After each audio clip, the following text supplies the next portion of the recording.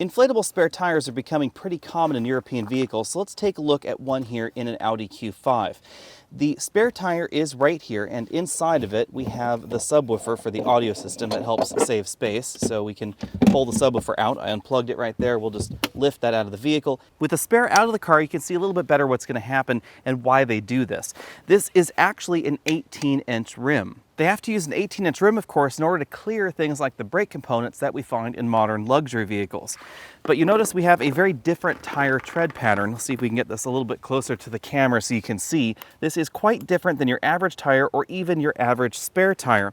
And that's because this has to expand and contract in order to fit in this package and inflate to normal spare tire dimensions. Then, of course, you'll notice we also have this sort of fold right here because that's where the expanding is going to happen.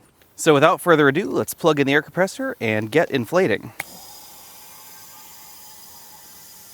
You'll notice this starting to roll here, as you can see, starting to inflate there and open up. We are just about 10 psi now, long way to go.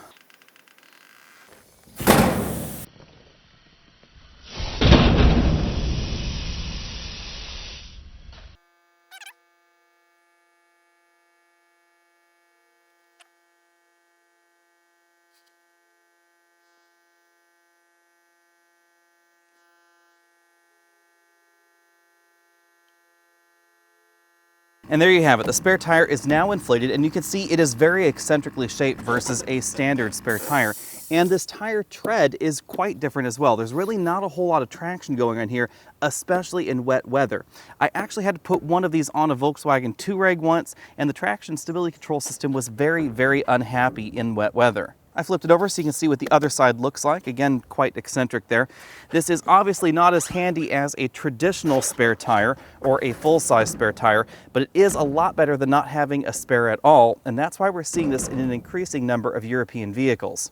When you're done using the tire, they include a valve stem removal tool so you can deflate the tire.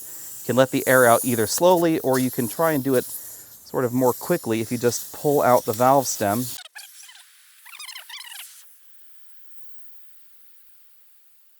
You can see the way that it's curling back around. It'll soon just pop right back into position.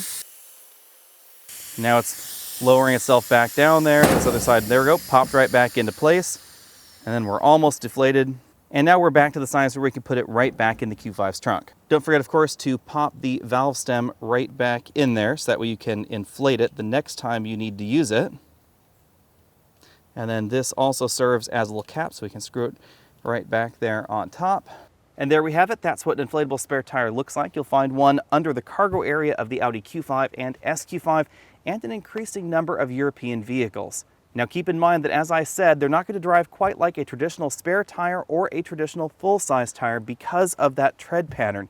It's sort of like a Vans tennis shoe. There's not a whole lot of traction going on, so especially if you find yourself in wet weather, that tire is going to hydroplane considerably earlier than a traditional spare tire or the other tires in your car. But it is much better than not having a spare tire at all.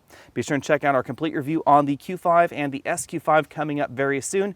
And as always, head over to facebook.com/AlexNautos. I'll see you next week.